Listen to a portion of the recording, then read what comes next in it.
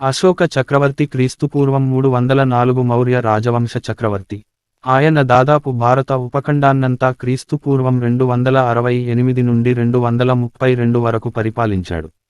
అశోకుడు మౌర్య రాజవంశం వ్యవస్థాపకుడైన చంద్రగుప్త మౌర్య మనవడు. అనేక సైనిక దండయాత్రలతో అశోకుడు పశ్చిమాన ప్రస్తుత ఆఫ్ఘనిస్తాన్, పర్షియా పశ్చిమ ప్రాంతాల నుండి తూర్పున బెంగాల్, అస్సాంల వరకు దక్షిణాన మైసూరు వరకు దాదాపు దక్షిణ ఆసియా మొత్తాన్ని పరిపాలించాడు. ఇది ప్రస్తుత తమిళనాడు, కర్ణాటక, కేరళలోని కొన్ని ప్రాంతాలు మినహా మొత్తం భారత ఉపఖండం అంతటా విస్తరించింది. సామ్రాజ్యం రాజధాని పాటలీపుత్ర మగధలో, ప్రస్తుత పాట్నా, తక్షశిల, ఉజ్జయిని వద్ద ప్రాంతీయ రాజధానులు ఉన్నాయి. కళింగ యుద్ధం తరువాత శాంతి కాముకుడై బౌద్ధ మతాన్ని అవలంబించడమే కాకుండా పురాతన ఆసియా అంతటా బౌద్ధమతం వ్యాప్తికి విశేష కృషి చేశాడు. ఈయన పరిపాలనలో రాజ్యం చాలా సుభిక్షంగా ఉండేదని, ప్రజలు సుఖశాంతులతో వర్ధిల్లే వారని చరిత్ర చెబుతోంది. కళింగ ఆధునిక ఒడిశా రాష్ట్రానికి వ్యతిరేకంగా విధ్వంసక యుద్ధం చేసి క్రీస్తుపూర్వం 260లో విజయం సాధించాడు. క్రీస్తుపూర్వం 263లో ఆయన బౌద్ధమతం స్వీకరించాడు. అసంఖ్యాక మరణాల 1,00,000 మంది మరణించడం, 1,500,000 మంది నిరాశ్రయులు కావడం తరువాత లభించిన విజయం పట్ల విరక్తి పెంచుకున్నాడు. అశోక స్తంభాలు, శాసనాలు, శ్రీలంక మధ్య ఆసియాకు బౌద్ధ సన్యాసులను పంపినందుకు, గౌతమ బుద్ధుని జీవితంలో అనేక ముఖ్యమైన సంఘటనలను గుర్తించే ప్రదేశాలలో స్మారక కట్టడాలను స్థాపించినందుకు ఆయన జ్ఞాపకం పదిలంగా ఉంది. అశోకుని శాసనాలతో పాటు అతని జీవిత చరిత్ర సమాచారాన్ని 2వ శతాబ్దం రచించబడిన అశోకవదన దివ్యవదానంలోని ఒక భాగం అశోక కథనం, శ్రీలంక గ్రంథాలు మహావంశ గ్రేట్ క్రానికల్ వంటి శతాబ్దాల తరువాత వ్రాసిన ఇతిహాసాలపై ఆధారపడుతుంది అందిస్తున్నాయి. అశోక లయన్ కాపిటల్ భారతదేశ చిహ్నంగా ఉంది. అతని సంస్కృత పేరు అశోక అంటే నొప్పి లేకుండా, దుఃఖం లేకుండా అంటే లేని, శోకబాధ. అతని శాసనాలలో ఆయనను దేవనాంప్రియ పాలి దేవనాస్ప్రియ లేదా దేవతల ప్రియమైనవారు, ప్రియదర్శన్ పాలి ప్రియాదాస లేదా ప్రతి ఒక్కరినీ ఆప్యాయంగా గౌరవించేవాడు అని పిలుస్తారు. సారక అశోక చెట్టు లేదా అశోక చెట్టుతో అతని పేరు సంబంధం పట్ల ఆయనకున్న అభిమానం కూడా అశోకవదనలో ప్రస్తావించబడింది. ది అవుట్లైన్ ఆఫ్ హిస్టరీలో హెచ్.జి. వెల్స్ ఇలా వ్రాశాడు: చరిత్ర స్తంభాలను ఘనత, దయ, ప్రశాంతత, రాజ ఉన్నత కలిగి ఉన్న 10,000 మంది రాజుల పేర్ల మధ్య అశోకుడి పేరు ఏకైక నక్షత్రంగా ప్రకాశిస్తుంది. అశోకుడి గురించిన చాలా సమాచారం ప్రధానంగా కొద్దిపాటి బౌద్ధమతానికి సంబంధించిన మూలాల నుంచి లభ్యమైనదే. ప్రత్యేకించి 2వ శతాబ్దంలో సంస్కృతంలో రాయబడిన అశోకవదనం, పాలీ భాషలో రాయబడిన దీపవంశం, మహావంశం అనే శ్రీలంకకు చెందిన గ్రంథాలలో ఇప్పటి వరకు అశోకుని గురించి తెలిసిన సమాచారం అందుబాటులో ఉంది. మిగతా సమాచారం అశోకుడు రాయించిన శాసనాల నుండి లభ్యమవుతున్నది. అశోకుని తల్లి సుభద్రలేక సుభద్రాంగి వృత్తాంత, శాంతి సామ్రాట్టు, ద్వితీయ తృతీయ కాండముల ఉంది. నేపాళ బౌద్ధవాజ్మయ చరిత్రమున అశోకుని తల్లి వృత్తాంతము ఈ రీతిగా కలదు: పాటలీపుత్రమును బిందుసారుడు పరిపాలన చేయుచున్న కాలమున ఒక పేద బ్రాహ్మణుడు భిక్షాటన చేయుచూ జీవించుచుండెను. అతనికి ఒక్కర్తి కూతురు, ఆమె చక్కని చుక్క. ఒకనాడ బాలిక ఆడుకొనుచుండగా సోదెగత్తె ఒకతి వచ్చి, ఆ పిల్లను చూచి నీవు రాజును పెండ్లాడి రాణివి కాగలవో అన్నది. ఏదో వేళాకోళముగా భావించి ఆ బాలిక ఊరకుండేను. కాని అప్పుడే వీధిలోకి వెళ్లి తిరిగి వచ్చిన తండ్రి చెవిని యామాటలు పడినవి. చోదికత్తె చెప్పిన మాటలు చోద్యాలు కావు, నిజమై ఉండును అని భావించి ఆతని మనస్సులో మెదిలెను. ఆమెకు యవ్వనము రాగానే తండ్రి రాజుగారి అంతఃపురానికి ఆమెను తోడ్కుని వెళ్ళినాడు. ఆ సమయములో రాణిగారికి కొంతమంది అనుచరులు కావలసి ఉండెను. వెంటనే ఆమెను తన సహచర వర్గములో ఒకర్తెగా తీసుకొన్నారు. తండ్రి ఇంటికి వచ్చాడు. అంతఃపురములో స్త్రీల మధ్యలో ఉన్నప్పటికీ ఆమె అందము, చందము అందరును అసూయ కల్పించును. ఆమెను ఏ రీతిగా నైనను రాజుగారి దృష్టి పదములో నుండి తప్పించుటకు ప్రయత్నించారు. ఆమెకు హీనమైన పనులను వినియోగించడివారు. వానిని ఆమె యోర్పుతో నిర్వహించడిది. మృగచర్మములపై రోమములను నిర్మూలించు పని నిచ్చారు. అదియో ఆమె చేసింది. ఆపై ఆమెకు అంతఃపురములో కల కొజ్జాలకు మంగలి పని చేయమని పురమాయించారు. ఇంతలో ఒకరోజు రాజుగారి ఖాసా మంగలి రాలేదు. రాజుగారు అత్యవసరముగా కార్యము మీద ఆవశ్యకముగా వెళ్లవలసి ఉండెడిది. ఇంకా మంగలి రాలేదేమి అని రాజుగారు చికాకు పడుచున్నప్పుడు ఒక పరిచారిక వచ్చి మంగలి పని వచ్చిన ఒక దాసి అంతఃపురమున కలదు అని మనవి చేసింది. రాజు గారామెను రమ్మనినారు. ఆమె భయపడుచు నమస్కరించినది. కాని రాజుగారి ప్రసన్న గంభీరమైన మొహమును చూడగానే ఆమె భయము పోయినదట. రాజుగారు ఆమెను చూచి మగవారు చేయు పని నీవు చేయగలవా అని ప్రశ్నించిరి. అవసరాన్ని బట్టి ఆ విద్య నేర్చుకోవాల్సి వచ్చినది ప్రభూ. మీరు అనుగ్రహిస్తే చేచి చూపుతాను అను ఆమె ప్రత్యుత్తరమిచ్చింది. సరే అన్నారు రాజుగారు. క్షారము చేయడము ప్రారంభించేసరికి రాజుగారికి కొంచెము నిద్ర వచ్చింది. ఆ నిద్రకు ఏమాత్రము భంగము కలుగకుండా ఆమె పని ముగించింది. చంద్రబింబము వలె ముఖము ప్రకాశించింది. అటుపై రాజుగారు చాలా సంతోషించి కావలసినది కోరుకోమన్నారు. తప్పక ఇత్తునని మాట ఇచ్చిరట. ఆమె రాజుగారినే భర్తగా కోరినది. నీవి హీనజాతి స్త్రీవి నేనెట్లా పెండ్లాడుదును అని రాజుగారు చెప్పినారు. నేను బ్రాహ్మణజాతి స్త్రీని అని జరిగిన కథ ఎంతయూ ఏకరువు పెట్టినది. అప్పుడు రాజుగారు ఆమెను దేవేరిగా అంగీకరించిరట. ఆమెకు పుట్టినవాడే అశోక చక్రవర్తియట. ఈ 2 కథలు ద నేపాలీస్ బడస్టక్ లిటరచర్ అని గ్రంథమున తెలుపబడినవి.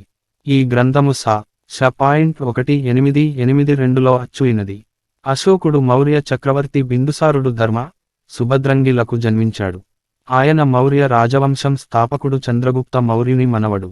చంద్రగుప్తుడు చాణక్యుడి సలహాతో ప్రాచీన భారతదేశంలో అతిపెద్ద సామ్రాజ్యాలలో ఒకదాన్ని నిర్మించాడు.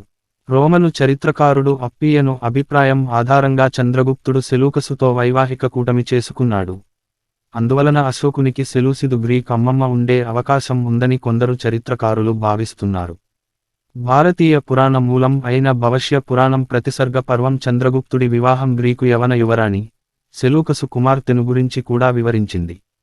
మౌర్య అంతఃపురంలోని అనేక మంది భార్యలలో ఒకరైన సెలూసిదు యువరానికి పిల్లలు ఉన్నారా అని చూపించడానికి ఎటువంటి ఆధారాలు లేనప్పటికీ బిందుసారకు జన్మ వివరాలు అస్పష్టంగా ఉన్నాయి. ప్రాచీన బౌద్ధ, హిందూ, జైన గ్రంథాలు వివిధ జీవిత చరిత్రలను అందిస్తాయి. అతని తల్లి రాణి సుభద్రంగి అని అవధాన గ్రంథం పేర్కొన్నది. అశోకవదన అభిప్రాయం ఆధారంగా ఆమె చంపా నగరానికి చెందిన బ్రాహ్మణుడి కుమార్తె. ఆమె అతనికి అశోక అనే పేరు పెట్టారు. అంటే దుఃఖం లేనిది. దివ్యవదాన ఇలాంటి కథను చెబుతుంది. కాని రాణి పేరును జనపద కళ్యాణ అని ఇస్తుంది. అశోకుడికి చాలా మంది పెద్ద తోబుట్టువుల బృందం ఉంది. వీరందరూ అతని తండ్రి బిందుసారుడి ఇతర భార్యల కుమారులు, ఆయన సోదరులు. అశోకుడికి రాజ సైనిక శిక్షణ ఇవ్వబడింది. అధికార స్వీకరణ, దుష్ట మంత్రుల కార్యకలాపాల కారణంగా అశోకుడు తిరుగుబాటును అణిచివేస్తున్నట్లు బౌద్ధ గ్రంథం దివ్యావదానం వివరిస్తుంది. ఇది బిందుసారుడి కాలంలో జరిగిన సంఘటన కావచ్చు. బిందుసారుడు ముఖ్య సలహాదారు అయిన చాణక్యుడు 16 పట్టణాల ప్రభువులను, రాజులను నాశనం చేసి తూర్పు, పశ్చిమ సముద్రాల మధ్య ఉన్న అన్ని భూభాగాలకు తనను తాను యజమానిగా చేసుకున్నాడని తారనాథ వృత్తాంతం పేర్కొంది. కొంతమంది చరిత్రకారులు దీనిని బిందుసారుడు దక్కనును జయించటానికి సూచనగా భావిస్తారు. మరికొందరు దీనిని తిరుగుబాటును అంచివేసేదిగా భావిస్తారు. ఉజ్జయిని రాజప్రతినిధి. దీని తరువాత అశోకుడిని మాల్వా రాజధాని ఉజ్జయిని రాజప్రతినిధిగా నియమించారు. మధ్యప్రదేశ్ సరుమారులో లభించిన ఒక స్మారక శాసనం అవివాహిత యువరాజుగా ఉన్నప్పుడు పియాదాసి అశోక తన శాసనాల్లో ఉపయోగించిన గౌరవప్రదమైన పేరు సందర్శన గురించి ప్రస్తావించింది. ఈ శాసనం మధ్యప్రదేశ్ యువకుడిగా అశోకుడి ఉనికిని, ఆయన అక్కడ ఉన్నప్పుడు ఆయన స్థితిని నిర్ధారిస్తుంది. క్రీస్తుపూర్వం 272లో బిందుసారుడి మరణం వారసత్వ యుద్ధానికి దారితీసింది. దివ్యవదానం ఆధారంగా బిందుసారుడు తన పెద్ద కుమారుడు సుసిమ తన తరువాత వారసుడుగా రావాలని కోరుకున్నాడు. సుసిమ అహంకారంగా, వారి పట్ల అగౌరవంగా ఉన్నట్లు గుర్తించిన బిందుసారుడి మంత్రులు అశోకుడికి మద్దతు ఇచ్చారు. అశోకుడు సింహాసనం అధిరోహించడంలో రాధాగుప్తా అనే మంత్రి ముఖ్యమైన పాత్ర పోషించినట్లు తెలుస్తోంది. అశోకవదన రాధగుప్తా రాజ ఏనుగును అశోకుడికి అర్పించడానికి బంగారు ఉద్యానవన ద్వారానికి వెళ్లిన తరువాత అక్కడ రాజు బిందుసారుడు తన వారసుడిని నిర్ణయిస్తాడు. అశోకుడు తరువాత సింహాసనానికి చట్టబద్ధమైన వారసుడిని నిప్పుల కుండంలో ప్రవేశించేలా చేసి మోసగించాడు. రాధగుప్తుడి అశోకవదనం ఆధారంగా అశోకుడు సింహాసనాన్ని అధిష్ఠించిన తరువాత రాధాగుప్తుడిని ప్రధానిగా నియమిస్తాడు. ఈ సంఘటన గురించి స్పష్టమైన రుజువులు లేనప్పటికీ ఇలాంటి అనేక సమాచారాలు పౌరాణిక అంశాలతో సంతృప్తమయ్యాయి. అయినప్పటికీ అశోకుడు తన 99 మంది సోదరులను చంపినట్లు దీపవంశ, మహావంశ సూచిస్తున్నాయి. పట్టాభిషేకం క్రీస్తుపూర్వం 269లో పట్టాభిషేకం జరిగింది. బౌద్ధ ఇతిహాసాలు అశోకుడు చెడ్డ స్వభావం గలవాడు, దుష్ట స్వభావం గలవాడు అని పేర్కొన్నది. ఆయన అశోకాహెల్ను నిర్మించాడు. అందమైన బాహ్యభాగం, అంతర్భాగంలో ఆయన చేత నియమించబడిన ఉరిశిక్షకుడు గిరికాచర్యల మధ్య వ్యత్యాసం కారణంగా పారాడిసలు హెల్గా వర్ణించబడిన విస్తృతమైన హింస గది నిర్మితమైంది. ఇది అతనికి సంస్కృతంలో అశోక ది ఫియర్సు అని అర్థం చందా అశోక కానా అకోకా అనే పేరును సంపాదించింది. బౌద్ధ ఇతిహాసాలు బౌద్ధమతం తనలో తెచ్చిన మార్పును నాటకీయంగా చూపించాయని అందువలన అశోకుడు గత దుష్టత్వాన్ని, మతమార్పిడి తరువాత ఆయన ధర్మాన్ని అతిశయోక్తి చేస్తారని ప్రొఫెసరు చార్లెసు డ్రెక్మియరు హెచ్చరించాడు. సింహాసనాన్ని అధిరోహించిన అశోకుడు తన సామ్రాజ్యాన్ని తరువాతి 8 సంవత్సరాలలో తూర్పున ఉన్న అస్సాం నుండి పశ్చిమాన బలూచిస్తాను వరకు విస్తరించాడు. 3 పురాతన తమిళ రాజ్యాలు పాలించిన ప్రస్తుత తమిళనాడు, కేరళ మినహా ఉత్తరాన ఆఫ్ఘనిస్తానులోని పామిరునాట్ నుండి దక్షిణ భారతదేశం ద్వీపకల్పం వరకు. వివాహం. ఆయన జీవితం గురించి మాట్లాడే వివిధ వనరుల నుండి, అశోకుడికి 5 మంది భార్యలు ఉన్నారని నమ్ముతారు. వారికి దేవి లేదా వేదిసా మహాదేవి శాక్యకుమారి, రెండవ రాణి కరువాకి, అసంధిమిత్ర నియమించబడిన అగ్రమహిస్ లేదా పట్టపు రాణి, పద్మావతి, తిష్యరాక్షిత అని పేరు పెట్టారు. అతనికి 4 కుమారులు, 2 కుమార్తెలు ఉన్నారని విశ్వసించారు. దేవి చేత ఒక కుమారుడు మహేంద్రపాలి, మహీంద, తివారా కరువాకి కుమారుడు, కునాలా పద్మావతి కుమారుడు. జలౌకా కాశ్మీరు క్రానికలులో ప్రస్తావించబడింది. ఒక కుమార్తె దేవి సంగమిత్రపాలి, సంగమిట్ట, మరో కుమార్తె చారుమతి. మహావంశం ఒక సంస్కరణ ఆధారంగా శ్రీలంక బౌద్ధ చరిత్ర. అశోకుడు ఆయన వారసుడిగా, ఉజ్జయినికి రాజప్రతినిధిగా ప్రయాణిస్తున్నప్పుడు విదిషా సాంచి నుండి 10 కిలోమీటర్ల వద్ద ఆగిపోయాడని అక్కడ ప్రాంతీయ వ్యాపారుడి కుమార్తెను వివాహం చేసుకున్నాడు. ఆమెను దేవి అని పిలిచారు. తరువాత ఆమె ద్వారా అశోకుడికి 2 కుమారులు ఉజ్జన్య, మహేంద్ర, ఒక కుమార్తె సంగమిత్ర కలిగారు పేర్కొన్నది. అశోకుడు అధికారం స్వీకరించిన తరువాత మహేంద్ర బౌద్ధ మతప్రచార బృందానికి నాయకత్వం వహించాడు. బహుశా చక్రవర్తి ఆధ్వర్యంలో శ్రీలంకకు పంపబడ్డాడు. అశోకుడి పాలన ప్రారంభ భాగం చాలా రక్తపిపాసంగా ఉన్నప్పటికీ ఆయన ఒడిశా, ఉత్తర తీర ఆంధ్రప్రదేశ్ రాష్ట్రాలలో భారతదేశ తూర్పు తీరంలో కళింగను జయించిన తరువాత బుద్ధుని బోధనలను అనుసరించాడు. ఆ కాలంలో కళింగ తన సార్వభౌమత్వాన్ని, ప్రజాస్వామ్యాన్ని అనుభవించే రాజ్యంగా ఉండేవి. రాచరిక పార్లమెంటరీ ప్రజాస్వామ్యంతో ఇది పురాతన భారతంలో చాలా మినహాయింపుగా ఉంది. రాజధర్మం అంటే పాలకుల కర్తవ్యం, ఇది ధైర్యం, ధర్మం అనే భావనతో ఉంటుంది. రాజధర్మ పట్టాభిషేకం జరిగిన 8 సంవత్సరాల తరువాత కళింగ యుద్ధం జరిగింది. అతని 13వ శాసనం నుండి ఈ యుద్ధం ఒక భారీ యుద్ధమని 1,00,000 మందికి పైగా సైనికులు మరణించగా 1,50,000 మందికి పైగా నిరాశ్రయులయ్యారు. కళింగ నాశనాన్ని గమనించిన తరువాత రాజు అనుభవించిన గొప్ప పశ్చాత్తాపం అశోకుడి తాతి శాసనంలోని శాసనం 13. కళింగాలు జతచేయబడిన వెంటనే ఆయన పవిత్ర మహత్వం ధర్మబద్ధమైన ఉత్సాహపూరిత రక్షణ, ఆ ధర్మశాస్త్రం మీద ఆయనకున్న ప్రేమతో ఆయన ధర్మశాస్త్రాన్ని ఆచరించడం ప్రారంభించారు. కళింగులను జయించినందుకు అతని పవిత్రమైన పశ్చాత్తాపం తలెత్తుతుంది. ఎందుకంటే ఇంతకుముందు జయించని దేశాన్ని జయించడంలో అనేది వధ, మరణం, ప్రజలను బందీలుగా తీసుకెళ్లడం వంటి సంఘటనలు చోటుచేసుకున్నాయి. ఇది ఆయనకు తీవ్ర దుఃఖం, విచారం కలిగించింది. పురాణం ఆధారంగా యుద్ధం ముగిసిన ఒక రోజు తరువాత అశోకుడు నగరంలో తిరుగుతూ బయలుదేరాడు. ఆయన చూడగలిగినది కాలిపోయిన ఇళ్ళు, చెల్లాచెదురుగా ఉన్న శవాలు. కళింగలో జరిగిన ప్రాణాంతక యుద్ధం ప్రతీకారం చక్రవర్తి అశోకను స్థిరమైన, ప్రశాంతమైన చక్రవర్తిగా మార్చింది. ఆయన బౌద్ధమతానికి పోషకుడయ్యాడు. ప్రముఖ ఇండోలాజిస్టు ఎల్. భాషం అభిప్రాయం ఆధారంగా అశోకుడి వ్యక్తిగత మతం బౌద్ధమతం అయింది. ఖచ్చితంగా కళింగ యుద్ధం తరువాత అయినప్పటికీ భాషం అభిప్రాయం ఆధారంగా అశోకుడు అధికారికంగా ప్రచారం చేసిన ధర్మం బౌద్ధమతం కాదు. అయినప్పటికీ ఆయన ప్రోత్సాహం, ఆయన పాలనలో మౌర్య సామ్రాజ్యం, క్రీస్తుపూర్వం 250 నుండి ప్రపంచవ్యాప్తంగా ఇతర రాజ్యాలలో బౌద్ధమతం విస్తరణకు దారితీసింది. శ్రీలంకలో ఆయన కుమారుడు మహీంద మహేంద్ర, కుమార్తె సంఘమిత్ర దీని పేరు సంఘానికి స్నేహితుడు అని అర్థం బౌద్ధమతాన్ని స్థాపించారు. అశోకుడు సుమారు 36 సంవత్సరాలు పరిపాలించి క్రీస్తుపూర్వం 232లో మరణించాడు. ఆయన దహన సమయంలో ఆయన శరీరం 7 పగలు రాత్రులు కాలిపోయిందని పురాణ కథనం. ఆయన మరణం తరువాత మౌర్య రాజవంశం కేవలం 50 సంవత్సరాల పాటు కొనసాగింది. ఆయన సామ్రాజ్యం దాదాపు భారత ఉపఖండం అంతటా విస్తరించి ఉంది. అశోకుడికి చాలా మంది భార్యలు, పిల్లలు ఉన్నారు. కాని వారి పేర్లు చాలా వరకు మరుగున పడ్డాయి. ఆయన పాలనలో ఎక్కువ భాగం ఆయన ప్రధాన భార్య అగ్రమహిసి అతని భార్య అసంధిమిత్ర పిల్లలు పుట్టలేదు. తన వృద్ధాప్యంలో ఆయన తన చిన్న భార్య తిష్యరాక్షతో సహజీవనం చేసినట్లు తెలుస్తోంది. ఆమె అశోకుడి కుమారుడు కునాలాను తక్షశిలాలోని రాజప్రతినిధి, సింహాసనం వారసుడు వ్యూహంతో గుడ్డివాడుగా చేయించిందని చెబుతారు. అధికారిక ఉరిశిక్షకులు కునాలాను తప్పించారు. తరువాత ఆయన తన అభిమాన భార్య కాంచనమాలతో కలిసి తిరుగుతున్న గాయకుడిగా మారాడు. పాటలీపుత్రలో అశోకుడు కునల పాట విన్నాడు. కునాలా దురదృష్టం చక్రవర్తి చేసిన గత పాపానికి శిక్షగా ఉండవచ్చని గ్రహించాడు. తిష్యరాక్షకు మరణశిక్ష విధించి కునాలాను రాజసభలో పునరుద్ధరించాడు. అశోకవదనంలో బౌద్ధమత అభ్యాసం ద్వారా జ్ఞానోదయం పొందిన కునాలా తిష్యరాక్షను క్షమించినట్లు చిత్రీకరించబడింది. ఆమెను క్షమించమని అశోకుడు కోరినప్పటికీ అశోకుడు అదే క్షమాపణకు స్పందించలేదు. అశోకుడు మౌర్య పాలన చరిత్రలో అదృశ్యమై ఉండవచ్చు. యుగాలు గడిచే కొద్దీ ఆయన తన పాలన రికార్డులను వదిలిపెట్టలేదు.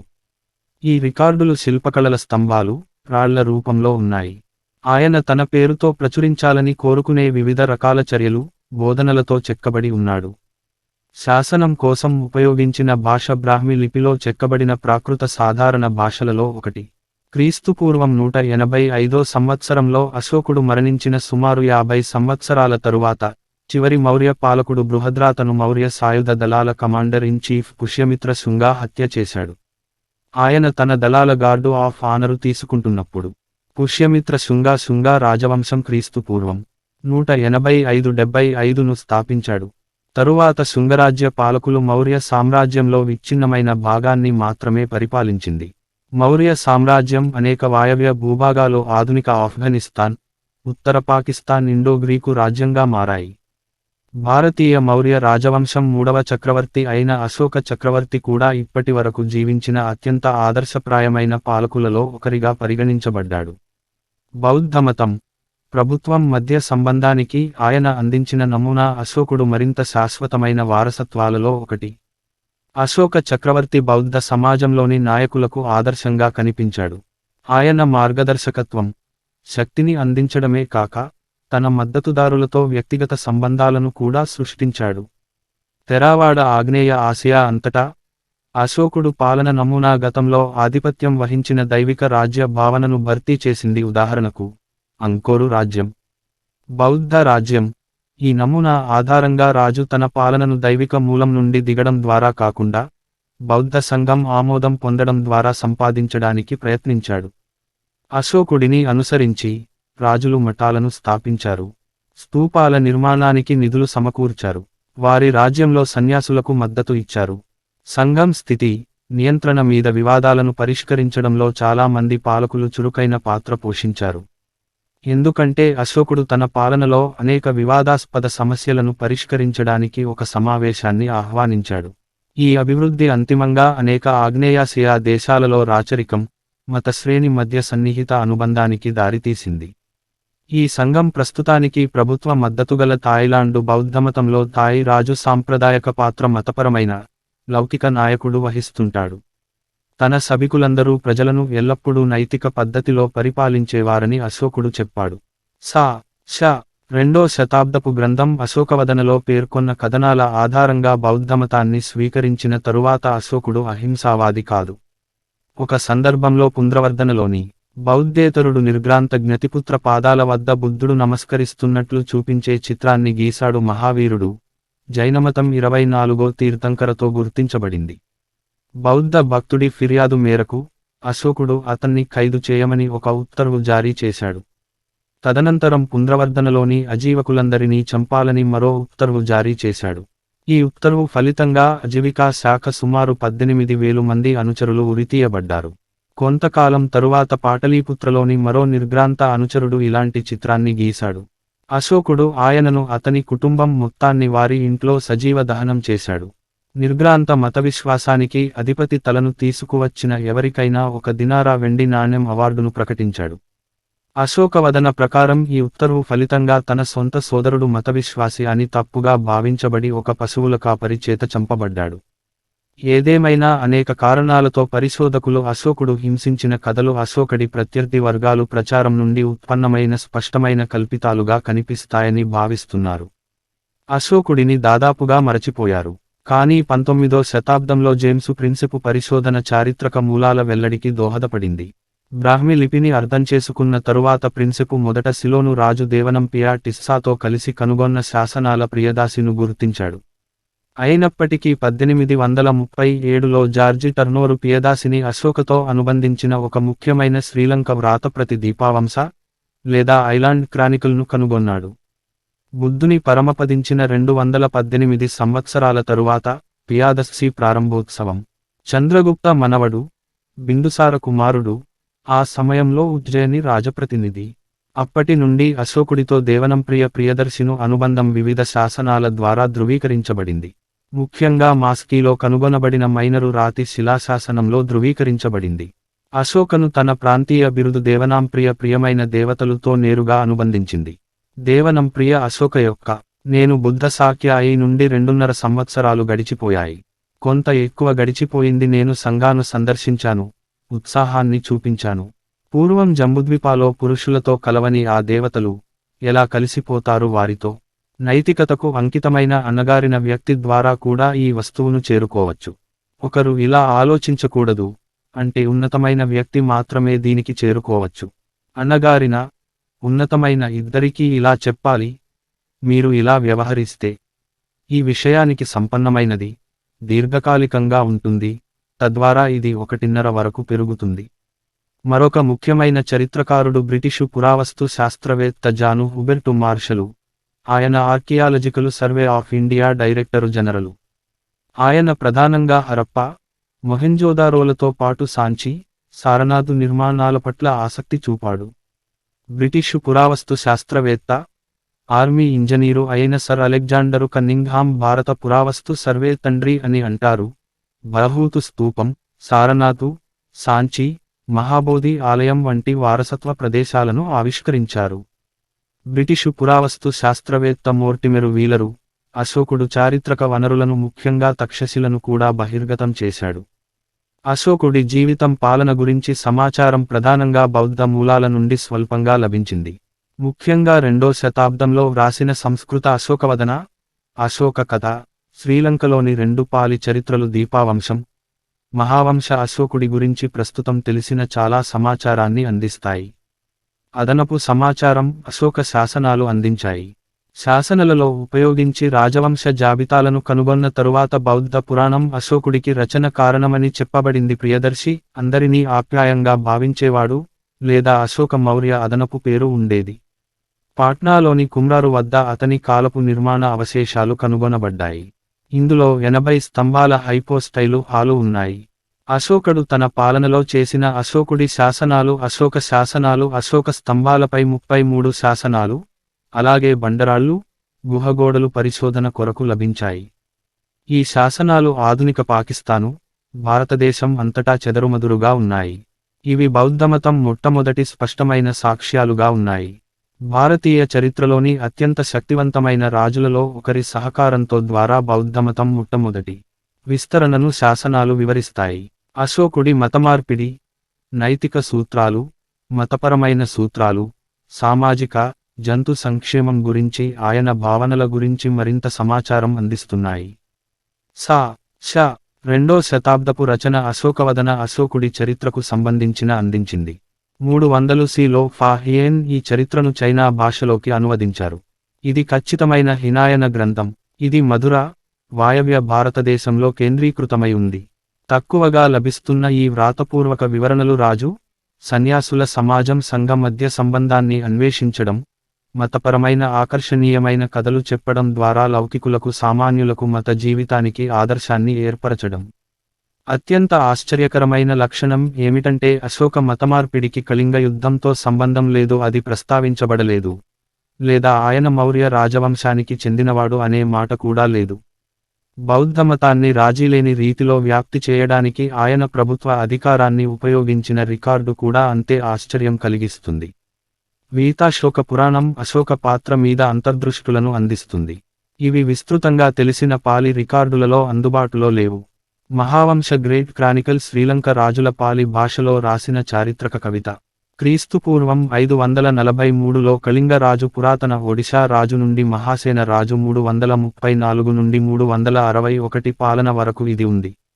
ఇది భారతదేశ రాజవంశాలను తరచుగా సూచిస్తున్నందున భారత ఉపఖండంలోని సమకాలీన రాజవంశాల కాలనిర్ణయం చేయాలని, సంబంధం ఉండాలని కోరుకునే చరిత్రకారులకు కూడా మహావంశ విలువైనది. అశోకుడు పవిత్రత కాలనిర్ణయం చేయడానికి ఇది చాలా ముఖ్యం. ద్వీపవంశ లేదా Dipavamsa chronicle of the island పాలిలో శ్రీలంక పురాతన చారిత్రక రికార్డు.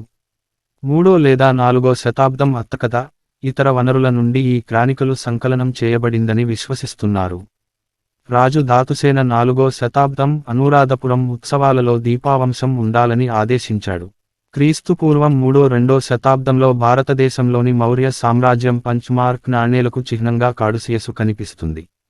ఈ చిహ్నం ఆయన వ్యక్తిగత ముద్ర రాజు అశోకుడికి చిహ్నంగా ఉందని న్యూమిస్మాటికు పరిశోధనలు సూచిస్తున్నాయి.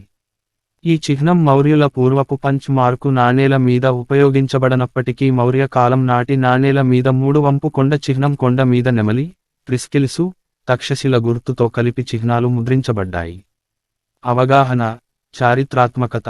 అశోకుడి జీవితాన్ని పునర్నిర్మించడంలో బౌద్ధ వనరుల ఉపయోగం, అలాగే ఆయన శాసనాల వివరణలు బలమైన ప్రభావాన్ని చూపాయి. సంప్రదాయ వనరుల ఆధారంగా ప్రారంభ పండితులు అశోకుడిని ప్రధానంగా బౌద్ధమత చక్రవర్తిగా భావించారు. ఆయన బౌద్ధమతంలోకి మారి బౌద్ధ సన్యాసుల సంస్థలకు పోషకుడుగా ఉంటూ మద్దతు ఇవ్వడంలో చురుకుగా నిమగ్నమయ్యారు. కొంతమంది పరిశోధకులు ఈ అంచనాను ప్రశ్నించారు. రోమిలా తాప్పరు అశోక గురించి వ్రాస్తూ, ఒక నిర్దిష్ట చారిత్రక కాలంలో ఒక సామ్రాజ్యాన్ని వారసత్వంగా నిలబెట్టిన సందర్భంలో మేము ఆయనను ఒక రాజనీతిజ్ఞునిగా చూడాలి. సమాజాన్ని మార్చడానికి బలమైన నిబద్ధత కలిగిన వ్యక్తిగా భావించాలి. బౌద్ధ వనరులు ఆపాదించబడని ఏకైక సమాచార వనరు అశోకుడి శాసనాలు. ఇవి అశోకు బౌద్ధుడని స్పష్టంగా చెప్పలేదు. తన శాసనాల్లో అశోకుడు తన కాలంలోని అన్ని ప్రధాన మతాలకు మద్దతునిస్తున్నాడు. బౌద్ధమతం, బ్రాహ్మణిజం, జైన మతం, అజీవాయిజం మొదలైన వివరణలను శాసనాలు ప్రజలకు అందించాయి. కొన్ని బౌద్ధులను ఉద్దేశించి ఉన్నాయి. సాధారణంగా అన్ని మతాల సభ్యులు అంగీకరించే నైతిక ఇతివృత్తాలపై దృష్టి పెడతారు. ఉదాహరణకు, అమర్త్యసేన్ ఇలా వ్రాశాడు: క్రీస్తుపూర్వం 3వ శతాబ్దంలో భారత చక్రవర్తి అశోకుడు సహనం, వ్యక్తిగత స్వేచ్ఛకు అనుకూలంగా అనేక రాజకీయ శాసనాలు సమర్పించారు.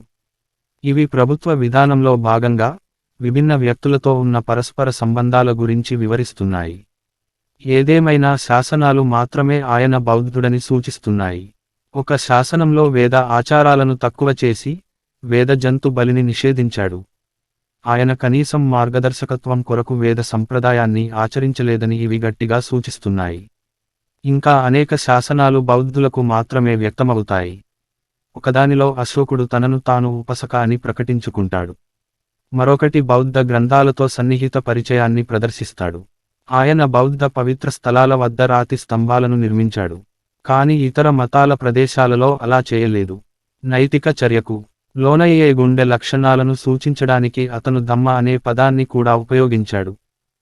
ఇది ప్రత్యేకంగా బౌద్ధ పదం అయినప్పటికీ ఆయన కఠినమైన ప్రవర్తనా నియమావళి కంటే ఆత్మార్థంగా ఈ పదాన్ని ఎక్కువగా ఉపయోగించాడు. రోమిలా తాపరు ఇలా వ్రాశాడు: ఆయన ధర్మం దైవిక ప్రేరణ నుండి ఉద్భవించలేదు.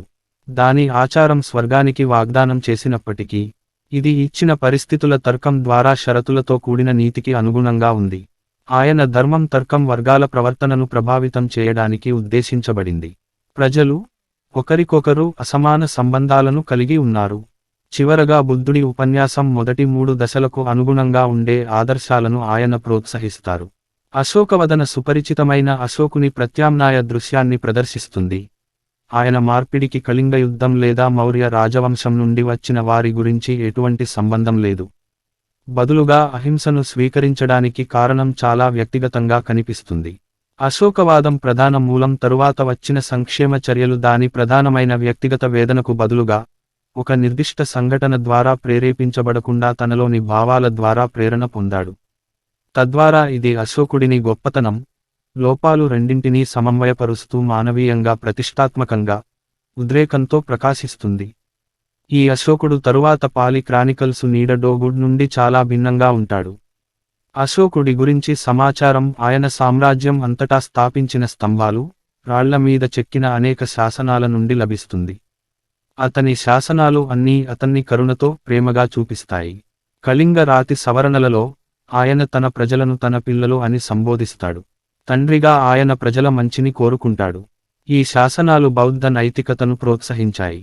అహింస, ధర్మానికి కట్టుబడి ఉండటాన్ని ప్రోత్సహించాయి. విధి లేదా సరైన ప్రవర్తన. వారు ఆయన కీర్తి, స్వాధీనం చేసుకున్న భూములు, పొరుగు రాజ్యాలు, ఆయన శక్తిని గురించి మాట్లాడుతారు. కళింగ యుద్ధం, అశోకుడి మిత్రుల గురించి కొంత ప్రాథమిక సమాచారం, పౌర పరిపాలన మీద కొంత ఉపయోగకరమైన జ్ఞానం కూడా లభిస్తుంది. సారనాథు వద్ద ఉన్న అశోక స్తంభం అశోకుడు వదిలిపెట్టిన శేషాలను తెలియజేస్తుంది. ఇసుకరాయితో తయారైన ఈ స్తంభం క్రీస్తుపూర్వం 3వ శతాబ్దంలో సారనాథును చక్రవర్తి సందర్శించడాన్ని నమోదు చేస్తుంది. దీనికి 4 సింహాల చిహ్నం ఉంది. 4 సింహాలు వెనుకకు నిలబడి ఉన్నాయి. దీనిని ఆధునిక భారత రిపబ్లికు చిహ్నంగా స్వీకరించారు. సింహం అశోకుడి సామ్రాజ్య పాలన, బుద్ధుని రాజ్యానికి ప్రతీకగా ఉంది. ఈ స్మారక చిహ్నాలను అనువదించడం చరిత్రకారులను మౌర్య సామ్రాజ్యం నిజమైన వాస్తవం అని భావించేలా చేసింది. కొన్ని సంఘటనలు వాస్తవానికి ఎప్పుడైనా జరిగాయో లేదో నిర్ణయించడం చాలా కష్టం. కానీ అశోకుడిని ఎలా ఆలోచించబడాలని తెలుసుకోవాలనుకుంటున్నారో రాతి చెక్కడం స్పష్టంగా వర్ణిస్తుంది. అశోకుడికి సంబంధించిన 3 ప్రధాన చర్చలు మౌర్య సామ్రాజ్యం స్వభావాన్ని కలిగి ఉన్నాయని ఇటీవల పరిశోధకుల విశ్లేషణ నిర్ణయించింది. అశోకుడి శాంతివాదం పరిధి, ప్రభావం. శాసనాలు ధర్మం అని పిలుస్తారు. ఇది మంచితనం, ధర్మం, దాతృత్వాన్ని సూచిస్తుంది. అశోకుడి శాంతివాదం మౌర్య సామ్రాజ్యం సైనిక వెన్నెముకను బలహీనపరిచిందని కొందరు చరిత్రకారులు వాదించారు. మరికొందరు అతని శాంతివాదం, విస్తరణ, ప్రభావం చాలా అతిశయోక్తి అని సూచించారు. శాసనాల ధర్మం బౌద్ధలే నీతి, రాజకీయ నైతిక ఆలోచనల సమితి, సార్వత్రిక మతం లేదా అశోకను ఆవిష్కరణగా సూచిస్తున్నారు. మరోవైపు ఇది విస్తారమైన, విభిన్నమైన సామ్రాజ్యాన్ని ఒకదానితో ఒకటి అనుసంధానించడానికి ప్రయత్నించిన రాజకీయ భావజాలంగా కూడా వ్యాఖ్యానించబడింది. శాసనాలు ముఖ్యంగా సామ్రాజ్య దృష్టికి సంబంధించి వ్యక్తీకరించిన, సూచించిన రాజకీయ ఆలోచనలను విశ్లేషించడానికి పరిశోధకులు ఇప్పటికీ ప్రయత్నిస్తున్నారు. వాస్తవంగా ఉపఖండం సాంస్కృతికంగా, ఆర్థికంగా సమస్యలు, రాజకీయ వాస్తవాలతో ఆ దృష్టి ఎలా పట్టుబడుతుందో సంబంధించిన వివరణలను అందచేస్తుంది. క్రీస్తు పూర్వం అశోకుడి శాసనాలు కనుగొని వాటికి లిప్యంతరీకరణ పనులు పూర్తి చేసే వరకు అశోకుడి గురించిన కథలు ఆయన జీవితపు గ్రంథకథనాల మీద ఆధారపడి ఉన్నాయి. ఖచ్చితమైన చారిత్రక వాస్తవాలు లభ్యం కాదు. ఈ ఇతిహాసాలు అశోకవదన గ్రంథం వంటి బౌద్ధ గ్రంథాల వనరులలో కనుగొనబడ్డాయి. అశోకవదన అనేది దివ్యవదానంలోని పెద్ద ఇతిహాసాల ఉపసమితి. అయితే ఇది స్వతంత్రంగా కూడా ఉనికిలో ఉండవచ్చు. అశోకుడి గురించి అశోకవదనంలో వివరించబడిన కొన్ని ఇతిహాసాలు క్రిందివి. 1 కథలలో 1 అశోకుడు గత జీవితంలో జయ అనే చిన్న పిల్లవాడిగా ఉన్నప్పుడు జరిగిన ఒక సంఘటన గురించి వివరిస్తుంది. ఒకసారి జయ రోడ్డు పక్కన ఆడుతున్నప్పుడు బుద్ధుడు వచ్చాడు. చిన్న పిల్లవాడు బుద్ధుని యాచన గిన్నెలో కొంత మట్టిని సాధువుకు తన బహుమతిగా ఉంచాడు. ఒక రోజు గొప్ప చక్రవర్తి కావాలని, బుద్ధుని అనుచరుడిగా మారాలన్న తన కోరికను ప్రకటించాడు. బుద్ధుడు నవ్వుతూ విశ్వాన్ని తన కాంతి కిరణాలతో ప్రకాశవంతం చేశాడు అని చెప్పాడు. ఈ కాంతి కిరణాలు బుద్ధుడి ఎడమ అరచేతిలో తిరిగి ప్రవేశించినట్లు చెబుతారు. ఈ బిడ్డ జయ తన తదుపరి జీవితంలో గొప్ప చక్రవర్తి అవుతాడని సూచిస్తుంది. బుద్ధుడు తన శిష్యుడైన ఆనంద వైపు కూడా తిరిగి ఈ పిల్లవాడు గొప్ప, ధర్మబద్ధమైన చక్రవర్తి రాజు అవుతాడని, తన సామ్రాజ్యాన్ని తన పాటలీపుత్రను రాజధానిగా చేసుకుని పాలిస్తాడు అని ఊహించినట్లు చెబుతారు. 2 బౌద్ధమతాన్ని స్వీకరించిన తరువాత అశోకుడిని మంచి వ్యక్తిగా మార్చడం ప్రాముఖ్యతను తెలియజేయడానికి మరొక కథ అశోకుడిని దుష్టుడిగా చిత్రీకరించబడ్డాడు. అశోకుడి శారీరక వికారాల కారణంగా ఆయనను తన తండ్రి బిందుసారుడు ఇష్టపడలేదని పేర్కొనడం ద్వారా ఇది ప్రారంభమవుతుంది. అశోకుడు రాజు కావాలని కోరుకున్నాడు. అందువలన అశోకుడు బిందుసారుడి ప్రియకుమారుడిని మోసగించి నిప్పుల కుండంలో ప్రవేశింపజేయడం ద్వారా అశోకుడు తనకు పోటీగా ఉన్న వారసుడిని వదిలించుకున్నాడు. ఆయన దుష్ట స్వభావం, తీవ్ర కోపం కారణంగా ఆయన అశోక ది ఫియర్స్గా ప్రసిద్ధి చెందాడు. ఆయన తన మంత్రులను విధేయత పరీక్షకు గురిచేశాడని, విఫలమైనందుకు వారిలో 500 మంది చంపబడ్డారని చెబుతారు. కొంతమంది మహిళలు ఆయనను అవమానించినప్పుడు ఆయన తన అంతఃపురాన్ని తగలబెట్టాడు. ఆయన ఇతరుల బాధలను చూడటం నుండి ఉన్మాద ఆనందాన్ని పొందాడని అనుకోవాలి. దీని కోసం ఆయన తన కొరకు విస్తారమైన, భయంకరమైన హింస గదిని నిర్మించాడు. అక్కడ ఆయన ఇతరులను హింసించడం ద్వారా తనను తాను రంజింపచేసుకున్నాడు. ఒక ధర్మబద్ధమైన బౌద్ధ సన్యాసిని ముఖాముఖి దర్శించిన తరువాత మాత్రమే అశోకుడు స్వయంగా అశోక దైవభక్తిగా రూపాంతరం చెందాడు. క్రీస్తు శకం 7వ శతాబ్దంలో భారతదేశాన్ని సందర్శించిన ఒక చైనా యాత్రికుడు, జువాన్ జాంగ్ తన జ్ఞాపకాలలో చిత్రహింసలు ఉన్న గదిని సందర్శించినట్లు నమోదు చేశాడు. 3 అశోకుడి కాలం ముగిసిన సంఘటనల గురించి మరొక కథ ప్రచారంలో ఉంది.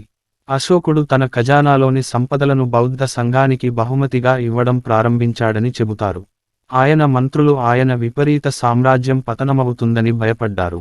ఆయనకు ఖజానాలో ప్రవేశం నిరాకరించారు. తత్ఫలితంగా అశోకుడు తన వ్యక్తిగత ఆస్తులను ఇవ్వడం ప్రారంభించి, ఏమీ లేకుండా పోయి, చివరకు శాంతియుతంగా మరణించాడు. ఈ సమయంలో బౌద్ధ గ్రంథం అశోకవదన బౌద్ధమతంలోకి కొత్త మతమార్పిడులను పొందటానికి ప్రయత్నిస్తూ ఈ ఇతిహాసాలన్నింటినీ ఉపయోగించింది. బుద్ధుని పట్ల భక్తి, సంఘానికి విధేయత నొక్కి చెప్పారు. ఇటువంటి గ్రంథాలు అశోకుడు తప్పనిసరిగా ఆదర్శ బౌద్ధ చక్రవర్తి అనే అభిప్రాయం స్థిరపడడానికి సహకరించాయి. ఆయన ప్రశంసకు, దూషణకు రెండింటికీ అర్హుడు. అశోకుడు, బౌద్ధ అవశేషాలు. బౌద్ధ పురాణం ఆధారంగా ముఖ్యంగా మహాపారినిర్వాణ, బుద్ధుని శేషాలను అతని మరణం తరువాత 8 దేశాలలో పంచుకున్నారు. అశోకుడు శేషాలను తిరిగి తీసుకుని 84,000 స్తూపాలలో పంచుకునేందుకు ప్రయత్నించాడు. ఈ కథ సాంచి, బార్హతు స్తూపాలలో చిత్రీకరించబడింది. పురాణాల ఆధారంగా అశోకుడు 7 దేశాల నుండి బూడిదను పొందాడు. కాని రామగ్రామంలో నాగాల నుండి బూడిదను తీసుకోవడంలో విఫలమయ్యాడు. ఈ దృశ్యం సాంచి వద్ద దక్షిణ గేట్వే ట్రాన్వర్సలు భాగంలో చిత్రీకరించబడింది. భారతీయ చరిత్రకారుడు రోమిలా తాపరు అభిప్రాయం ఆధారంగా అశోకుడు మత గురువులకు గౌరవం, తల్లిదండ్రులు పిల్లలు, ఉపాధ్యాయులు విద్యార్థులు, యజమానులు ఉద్యోగుల మధ్య సామరస్య సంబంధాన్ని నొక్కి చెప్పారు. అశోకుడి మతం అన్ని మతాల నుండి సేకరించింది. ఆయన అహింస, అన్ని మత గురువులకు గౌరవం, ఒకరి గ్రంథాల పట్ల సమాన గౌరవం, అధ్యయనం, హేతుబద్ధమైన విశ్వాసం వంటి సద్గుణాలను నొక్కి చెప్పాడు. బౌద్ధ చక్రవర్తిగా అశోకుడు బౌద్ధమతం మానవులందరికీ, జంతువులకు, మొక్కలకు కూడా ఉపయోగకరంగా ఉంటుందని విశ్వసించాడు. అందువలన ఆయన దక్షిణ ఆసియా, మధ్య ఆసియా అంతటా బౌద్ధ సన్యాసుల కోసం అనేక స్తూపాలు, సంగరామాలు, విహారాలు, చైత్య నివాసాలను నిర్మించాడు. అశోకవదన ప్రకారం, బుద్ధుని శేషాలను ఉంచడానికి 84,000 స్తూపాలను నిర్మించాలని ఆయన ఆదేశించారు. ఆర్యమంజుశ్రీముల కల్పలో, అశోకుడు విలువైన లోహాలతో అలంకరించబడిన రథంలో ప్రయాణించి ఈ స్తూపాలలో ప్రతిదానికి నైవేద్యాలు తీసుకుంటాడు. ఆయన విహారాలు, మఠాలకు విరాళాలు ఇచ్చాడు. శ్రీలంకలో బౌద్ధమతాన్ని వ్యాప్తి చేయడానికి ఆయన తన ఏకైక కుమార్తె సంఘమిత్ర కుమారుడు మహీంద్రాను పంపాడు. అప్పటికి తమపర్ని అంటారు. మహావంశ 12:1 పేర ఆధారంగా తన పాలన 17వ సంవత్సరంలో 3వ బౌద్ధ మండలి ముగింపులో అశోకుడు బౌద్ధ మతప్రచార బృందాలను ప్రపంచంలోని 9 ప్రాంతాలకు దక్షిణ ఆసియాలోని 8 భాగాలు, బౌద్ధమతాన్ని ప్రచారం చేయడానికి యవన దేశం గ్రీకులు. అశోకుడు బౌద్ధులను, బౌద్ధేతరులను కూడా మతపరమైన సమావేశాలకు ఆహ్వానించాడు. ఆయన బౌద్ధ సన్యాసులను పవిత్రమైన మత గ్రంథాలను కూర్పు చేయమని ప్రేరేపించి, ఆ దిశగా అన్ని రకాల సహాయాన్ని కూడా ఇచ్చాడు. నలంద, తక్షశిల వంటి విహారాలు మేధో కేంద్రాలు అభివృద్ధి చేయడానికి కూడా అశోకుడు సహాయం చేశాడు. సాంచి, మహాబోధి ఆలయాన్ని నిర్మించడానికి అశోకుడు సహాయం చేశాడు. అశోకుడు బౌద్ధేతరులకు కూడా విరాళాలు ఇచ్చాడు. ఆయన పాలన కొనసాగడంతో ఆయన సమానత్వం బౌద్ధమతం పట్ల ప్రత్యేక మొగ్గుతో భర్తీ చేయబడింది. అశోకుడు శ్రమణులు బౌద్ధ సన్యాసులు, బ్రాహ్మణులు వేద సన్యాసులు ఇద్దరికీ సహాయం చేసి గౌరవించారు. మొగ్గలిపుట్ట టిస్సా సన్యాసి నిర్వహించిన పాటలీపుత్ర నేటి పాట్నా వద్ద 3వ బౌద్ధ మండలిని క్రీస్తుపూర్వం 250 నిర్వహించడానికి కూడా అశోకుడు సహాయం చేశాడు. అశోక చక్రవర్తి కుమారుడు మహీంద బౌద్ధమత కానను శ్రీలంక ప్రజలకు అర్థమయ్యే భాషలోకి అనువదించడం ద్వారా బౌద్ధమతం వ్యాప్తికి సహాయం చేశాడు. అశోకుడు వివిధ వ్యక్తులకు సందేశాలు లేదా లేఖలు, వ్రాతపూర్వక లేదా మౌఖిక బదులుగా రెండూ తెలియజేయడానికి డాటాసు లేదా దూతలను పంపించాడని అందరికీ తెలుసు. మౌఖిక ఆదేశాలు గురించి 6వ రాతి శాసనం ఈ విషయాన్ని వెల్లడిస్తుంది. వ్రాతపూర్వక సందేశాలకు మౌఖిక సందేశాలను జోడించడం అసాధారణం కాదని తరువాత ధృవీకరించబడింది. అశోక సందేశాలలోని 13వ కంటెంటును రాతి శాసనం నుండి కూడా ఊహించవచ్చు. అవి ఆయన ధమ్మవిజయను వ్యాప్తి చేయడానికి ఉద్దేశించబడ్డాయి. ఇది ఆయన అత్యున్నత విజయంగా భావించాడు. ఆయన ప్రతిచోటా ప్రచారం చేయాలని కోరుకున్నారు. భారతదేశానికి మించినది. ఖరోష్టి లిపిని స్వీకరించడం ద్వారా సాంస్కృతిక సంబంధాల స్పష్టం కాని ఆనవాళ్లు ఉన్నాయి. శాసనాలు వ్యవస్థాపించాలనే ఆలోచన ఈ లిపితో ప్రయాణించి ఉండవచ్చు. ఎందుకంటే అశోకుడు తన శాసనాలలో ఉపయోగించిన కొన్ని సూత్రీకరణలలో అచమెనిదు ప్రభావం కనిపిస్తుంది. అశోకుడు వాస్తవానికి ఇతర సంస్కృతులతో సంబంధం కలిగి ఉన్నాడని, తన స్వంత గోడలకు కొత్త సాంస్కృతిక ఆలోచనలను కలపడం, వ్యాప్తి చేయడంలో చురుకైన పాత్ర వహించాడని సూచిస్తుంది. తన శిలా శాసనాలలో అశోకుడు బౌద్ధమతాన్ని పశ్చిమాన హెలెనిస్టికు రాజ్యాలకు ప్రచారం చేయడాన్ని ప్రోత్సహించాడని, ఆయన ఆధిపత్యంలో ఉన్న గ్రీకులు బౌద్ధమతంలోకి మారారని, ఆయనను రాయబారులు ప్రియమైన దేవతలు ఉత్తమ విజయంగా భావించడం ఇప్పుడు ధర్మం చేత జయించబడింది. గ్రీకు రాజు ఆంటియోకోసు పాలనలో సరిహద్దులలో 600 యోజనాలకు దూరంగా దమ్మాను జయించడం గెలిచింది. అది దాటి టోలెమీ, ఆంటిగోనోసు, మాగాలు, అలెగ్జాండరు అనే 4 రాజులు పాలించారు. అదేవిధంగా దక్షిణాన చోళులు, పాండ్యాలు, తమరపర్ని వరకు పాలించారు. ఇక్కడ గ్రీకురాజుల పాలనలో ఉన్న రాజ్యాలు కంబోజులు, నబాకులు, నబపంక్తులు, భోజులు, పితినికాలు, ఆంధ్రలు, పాలిదాలు. ప్రతిచోటా ప్రజలు ధర్మంలో ప్రియమైన దేవతల సూచనలను అనుసరిస్తున్నారు. ప్రియమైన దేవతల దూతలు లేని చోట కూడా ఈ ప్రజలు కూడా ధర్మాచరణ, ప్రియమైన దేవతలు ఇచ్చిన ధర్మశాసనాలు, సూచనల గురించి విన్న తరువాత దానిని అనుసరిస్తున్నారు. అశోక శాసనాలు. రాక్ శాసనం ఎస్. ధమ్మిక. అశోకుడు గ్రీకు పాలకుల నుండి లేఖలు అందుకున్నాడు. హెలెనిస్టికు రాజకు పరిచయమయ్యాడు. అచమెనిదు రాజుల శాసనాలు ఆయనకు తెలిసి ఉండవచ్చు. భారతదేశంలో హెలెనిస్టికు రాజుల రాయబారులు ఉన్నందున, అలాగే అశోకుడు పంపిన డేటా. 2వ టోలెమీ ఫిల్డెల్ఫసు పంపిన డయోనిసియసు అశోకుని ఆస్థానంలో అటువంటి గ్రీకు రాయబారిగా ఉన్నట్లు నివేదించబడింది. అశోకుడు బౌద్ధ మతమార్పిడి గ్రహీతగా అశోక శాసనాలలో స్వయంగా ప్రస్తావించబడింది. అశోకుడి నుండి బౌద్ధ దూత గ్రహీతలలో ఒకరైన కింగు మాగాసు పాలనలో నివసించిన సిరెనుకు చెందిన హెగెసియాసు వంటి కొంతమంది హెలెనిస్టికు తత్వవేత్తలు కొన్నిసార్లు బౌద్ధ బోధనల ద్వారా ప్రభావితమయ్యారని భావిస్తారు.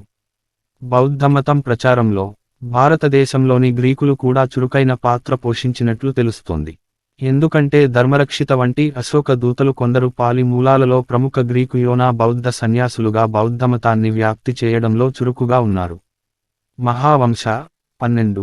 కొంతమంది గ్రీకులు యవనులు అశోకుడు పాలించిన భూభాగాలలో పరిపాలనా పాత్ర పోషించి ఉండవచ్చు. రుద్రాదమను గిర్నారు శాసనం అశోకుడి పాలనలో ఒక యవన గవర్నరు గుజరాతులోని గిర్నారు ప్రాంతంలో బాధ్యతలు నిర్వర్తించారని, నీటి నిల్వను నిర్మించడంలో పాత్రను నిర్వహించారని ప్రస్తావించారు. పాట్నాలోని అశోక రాజ్యభవనం పెర్సెపోలిసు అచమెనిదు రాజభవనం తరహాలో రూపొందించబడింది. అశోకుడి సైనిక శక్తి బలంగా ఉన్నప్పటికీ బౌద్ధమతంలోకి మారిన తరువాత ఆయన దక్షిణాదిలోని 3 ప్రధాన తమిళ రాజ్యాలతో స్నేహపూర్వక సంబంధాలను కొనసాగించాడు. అవి చేర, చోళ, పాండ్య దేశాలు, అలెగ్జాండ్రియా అనంతర సామ్రాజ్యం, తమరపర్ని, సువర్ణభూమి. ఆయన తన సొంత రాజ్యంలో, పొరుగు రాజ్యాలలో మానవులకు, జంతువులకు వైద్య చికిత్స కోసం సదుపాయాలు కల్పించాడని ఆయన శాసనాలు చెబుతున్నాయి. ఆయన బావులు తవ్వించాడు. సాధారణ ప్రజల ప్రయోజనం కోసం రహదారుల వెంట చెట్లను నాటారు. జంతు సంరక్షణలు. అశోకుడి రాతి శాసనాలు జీవులను గాయపరచడం మంచిది కాదని, జంతువును బలి ఇవ్వకూడదని ప్రకటించింది. అయినప్పటికీ ఆయన సాధారణ పశువుల వధను లేదా గొడ్డు మాంసం తినడాన్ని నిషేధించలేదు. ఉపయోగకరమైన లేదా తినదగినవి కాన 4 పాదాల జీవులను చంపడం, అనేక పక్షులు, కొన్ని రకాల చేపలు, ఎద్దులతో సహా నిర్దిష్ట జంతు జాతులను చంపడం మీద అతను నిషేధం విధించాడు.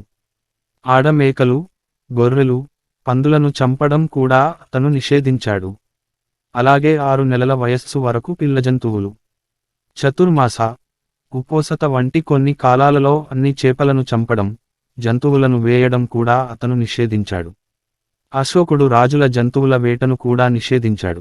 రాజనివాసంలో ఆహారం కోసం జంతువులను చంపడాన్ని పరిమితం చేశాడు. ఆయన వేటను నిషేధించి అనేక పశువైద్యశాలలను సృష్టించాడు. అనేక సెలవు దినాలలో మాంసం తినడం మానేశాడు.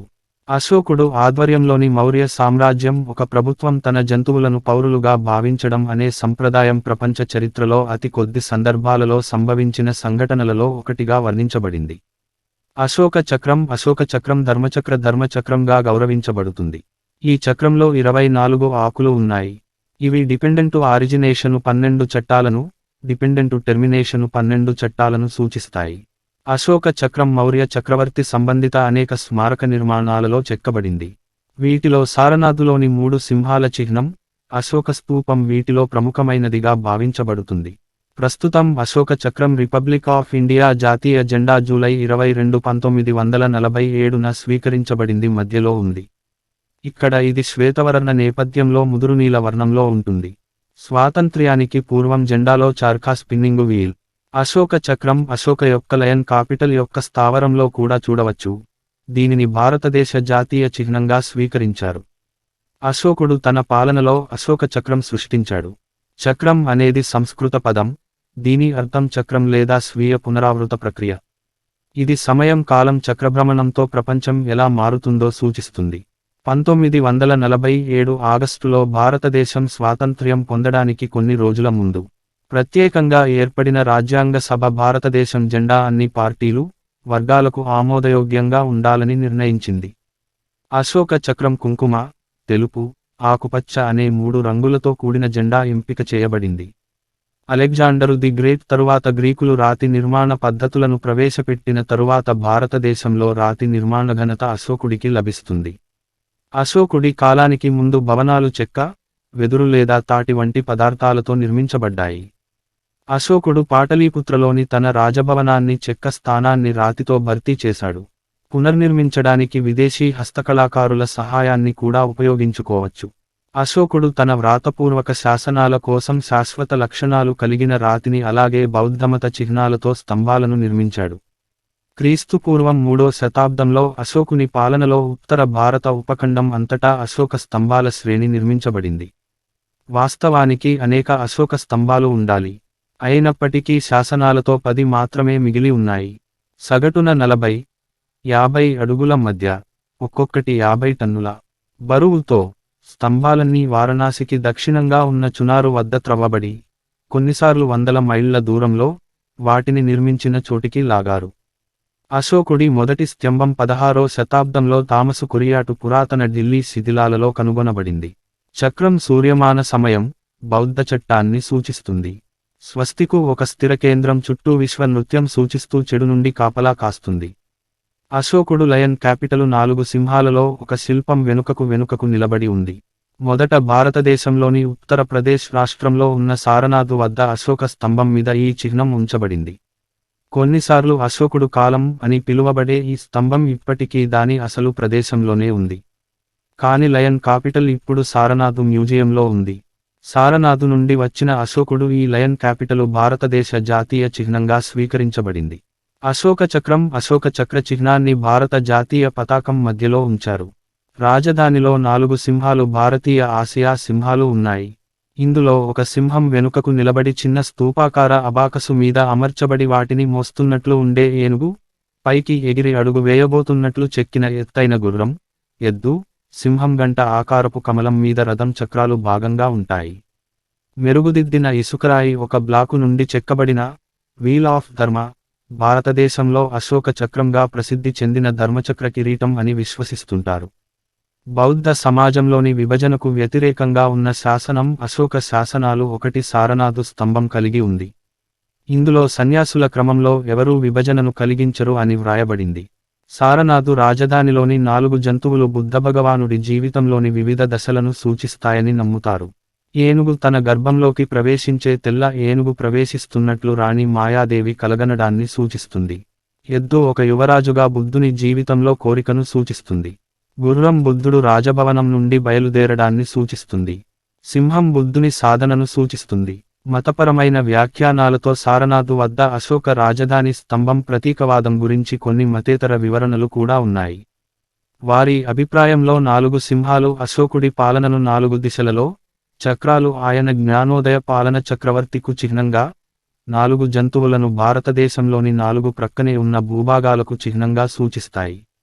అశోకుడు నిర్మించిన స్మారక నిర్మాణాలు: సాంచి, మధ్యప్రదేశ్, భారతదేశం; ధమెక స్తూప, సారనాథ, ఉత్తరప్రదేశ్, భారతదేశం; మహాబోధి ఆలయం, బీహారు, భారతదేశం; బార్బరు గుహలు, బీహారు, భారతదేశం; నలంద మహావీరుడు సరిపుత్త స్తూపంలోని కొన్ని భాగాలు బీహారు, భారతదేశం; తక్షశిల విశ్వవిద్యాలయాలు ధర్మరాజిక స్తూపంలోని కొన్ని భాగాలు, కుంతల స్తూపం, తక్షశిల, పాకిస్తాను; బీహారు మౌండు పునర్నిర్మాణం, తక్షశిల, పాకిస్తాను; బార్హుతు స్తూపం, మధ్యప్రదేశ్, భారతదేశం; డియోర్ కొదరు స్తూపం మధ్యప్రదేశ్, భారతదేశం; బుత్కర, స్వాతు, పాకిస్తాను; సన్నతి స్తూపం, కర్ణాటక, భారతదేశం; మిరు రుకును స్తూపం, నవాబ్షా, పాకిస్తాను.